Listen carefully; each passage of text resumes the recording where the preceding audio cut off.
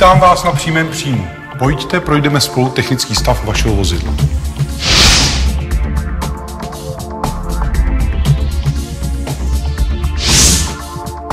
Pojďte blíž, společně si projdeme technický stav komponentů v motorovém prostoru.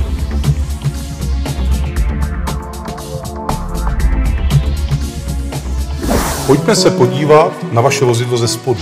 Možná uvidíte něco, co jste ještě neviděli. V přední části kontrolujeme, že vozidlo není poškozeno nějakou havárií.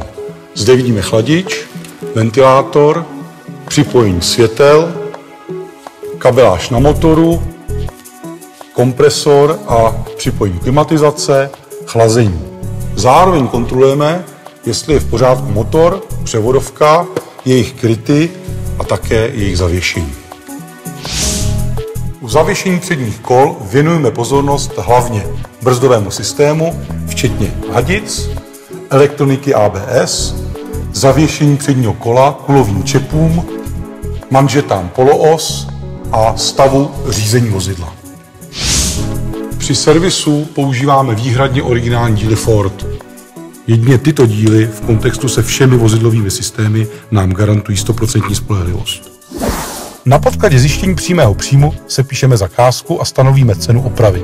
A při kalkulaci budeme používat normočasy firmy Ford. Jedná se o pevně stanovené časy pro jednotlivé operace.